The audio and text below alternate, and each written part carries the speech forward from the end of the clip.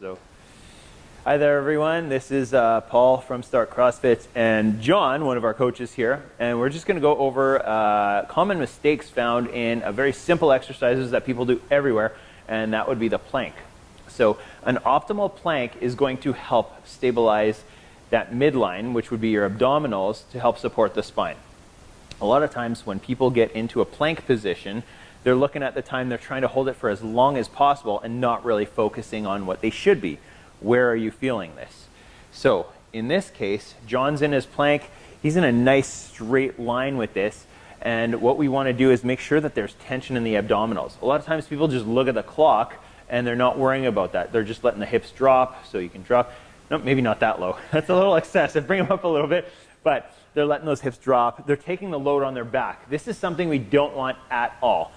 Get the hips up a little bit higher. Close that gap between your ribs and your hips. So you're closing that gap here, which is going to create a bit more tension in those abdominals. While you're doing this, you always want to be thinking, where am I feeling the load? If you're feeling your lower back at all, you're not doing this correctly. You've either got to close the gap between your feet and your elbows. You can drop for a sec, John, and relax. Or you may have to bring your hips up. So one thing I hear a lot of is get your butt down. So the problem with that is you might get into that swayed back position like John was in when he was doing the suboptimal plank position. Ideally, if you have to bring your hands and your feet together and your butt's a little bit higher, that's okay, as long as you're feeling that tension in the abs. So let's get you down and do that again, John. And we're just going to hit that demo. Okay, so say John's in a good plank position right now, but he's starting to get tired. He wants to hold for a certain amount of time. So what he can do is either bring the hips up a little bit and focus on, once again, closing that gap between the ribs and the hips, or he can actually bring his hand or his elbows and his feet together a little bit more, which might bring his hips up there. But he shouldn't be feeling the lower back here. And once again, the main focus is feeling it in those abdominals. How you feeling, John? Feeling great. Great. Okay, cool. So now he can drop down, relax.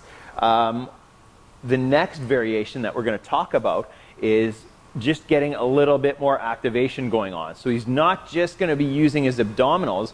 He's going to do this as if he's being pulled apart. So if he's down in that plank position, you don't have to get there yet. If he's down in that plank position and he's on his forearms, what he's going to do is start activating his lats. So he's going to start pulling down. He's almost going to pull his toes towards his elbows. So he's creating as much tension as possible in that plank position. So I'm going to time him there and we're going to just see how he looks while he's doing it. So let's drop down into that plank again, John. So he gets into that optimal plank position. And then from here, he's going to engage those lats. So he's pulling right here. So he's pulling those elbows towards his hips. He's pulling those feet towards his hips.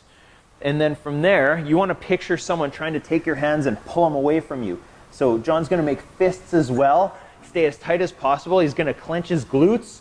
Get these as tight as possible. He's going to flex his quads. Get those as tight as possible. And keep holding. Keep holding.